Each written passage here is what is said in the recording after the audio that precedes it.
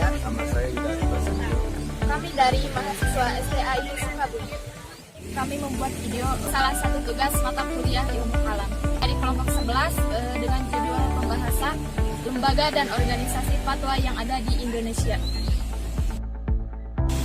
Jadi fatwa secara bahasa adalah pendapat atau nasihat yang dikemukakan oleh seseorang yang berwenang memberikan fatwa. Tetapi menurut terminologi hukum Islam, fatwa menerangkan hukum syara dengan dalil-dalil sebagai jawaban atas pertanyaan. Nah, di sini juga terbagi orang yang memberikan fatwa disebut mufti dan orang yang meminta fatwa disebut mustafti. Ada tindakan yang memberikan fatwa disebut ifta atau hujjah. Di sini juga dibahas orang yang meminta fatwa bisa perorangan atau suatu lembaga. Nah, hukum berfatwa yaitu fardu kifayah. Apabila ada orang yang bisa menyampaikan fatwa selain dirinya, tetapi bisa juga disebut wajib apabila tidak ada seorang pun yang bisa memberikan fatwa tersebut. Di sini saya akan sedikit membahas tentang lembaga fatwa yang ada di Indonesia. Di antaranya saya sebutkan 4 saja ya. Yang pertama, Muhammadiyah. Muhammadiyah, lembaga fatwanya yaitu Majelis Tarjih. Muhammadiyah didirikan pada tanggal 18 November 1912 atau 1912 Masehi. Didirikan oleh Kiai Haji Ahmad Dahlan. Lembaga fatwa, misi utama Muhammadiyah ialah memberikan perubahan terhadap pemahaman agama. Lembaga Majelis Tarjih berada di bawah naungan Muhammadiyah yang bertugas untuk memberikan suatu fatwa. Yang kedua yaitu NU atau Nahdlatul Ulama. Lembaga yang ada di NU yaitu Basul Masail. Nahdlatul Ulama didirikan pada tanggal 31 Januari 1926. Didirikan oleh Kiai Haji Hasyim Asy'ari. Lembaga Basul Masail berada di bawah naungan NU atau Nahdlatul Ulama. Bertugas untuk memberikan suatu fatwa atau memberikan suatu hukum. MUI atau Majelis Ulama Indonesia. Majelis Ulama Indonesia didirikan pada tanggal 26 Juli 1975 di Jakarta. MUI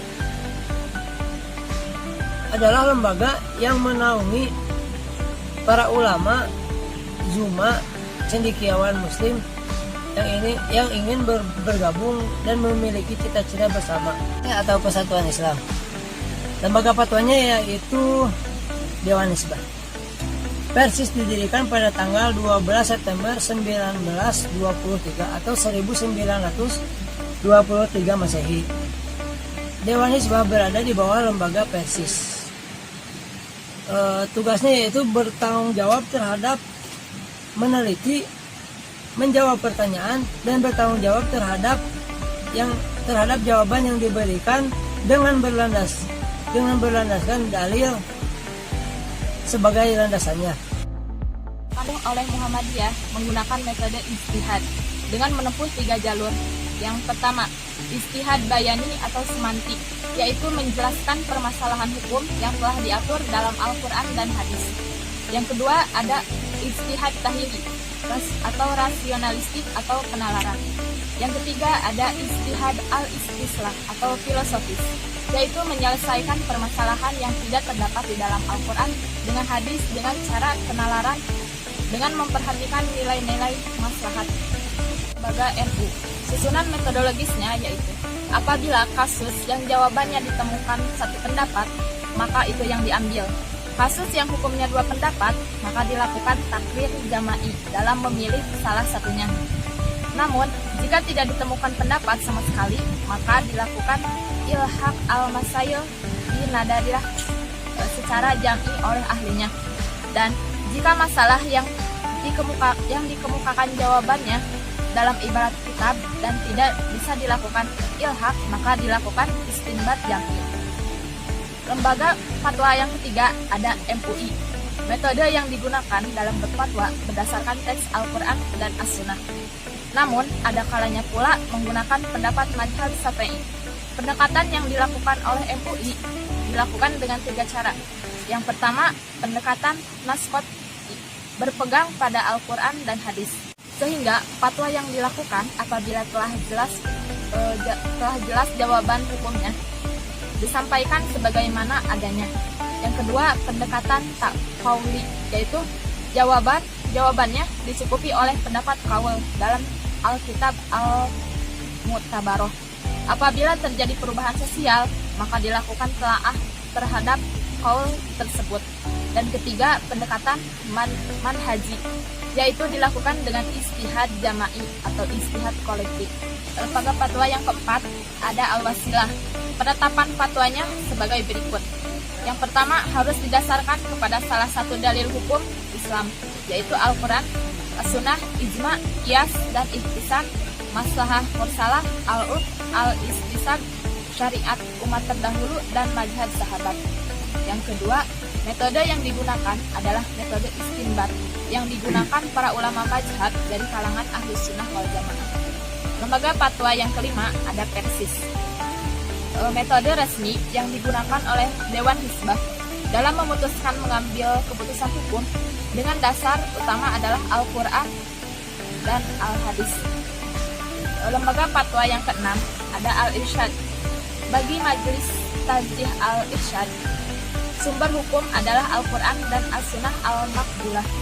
Sedangkan ruang lingkupnya adalah masalah-masalah yang terdapat dalam dalil dani dan masalah-masalah yang secara eksplisit tidak terdapat dalam Al-Quran dan As-Sunnah.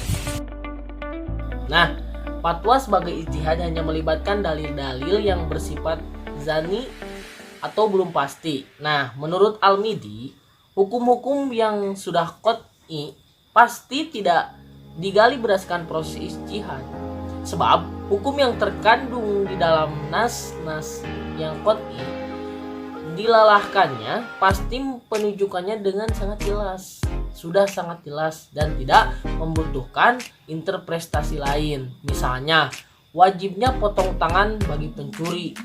Nah, hukuman bagi pezina dan bunuh bagi orang-orang murtad dan lain sebagainya. Sebab tidak ada pertentangan atau multi interpretasi pada nas-nas yang qat'i. Oleh karena itu, ijtihad tidak berhubungan atau melibatkan dalil-dalil yang bersifat qat'i, tetapi hanya melibatkan dalil-dalil yang bersifat zani. Atas dasar itu, ijtihad tidak berlaku pada perkara-perkara atau akidah maupun hukum-hukum syara. Nah, yang dilalahkannya qat'i pasti jelas atau penunjukannya. Ijtihad adalah proses menggali hukum syara yang dilalahkannya qat'i pasti jelas. Ijtihad adalah, jadi begini teman-teman, ijtihad adalah proses menggali hukum syara, bukan proses untuk menggali hal-hal yang bisa dipahami oleh akal secara langsung atau maksulat, maupun perkara-perkara yang bisa diindra atau al-maksusaat. Nah, terima kasih, mungkin hanya itu penjelasan dari saya. Assalamualaikum warahmatullahi wabarakatuh. Ya teman-teman, pemaparan materi yang telah kami sampaikan. Mohon maaf dan terima kasih. Nah, pesan terakhir dari kami, jangan lupa like, comment, and subscribe. Assalamualaikum warahmatullahi wabarakatuh.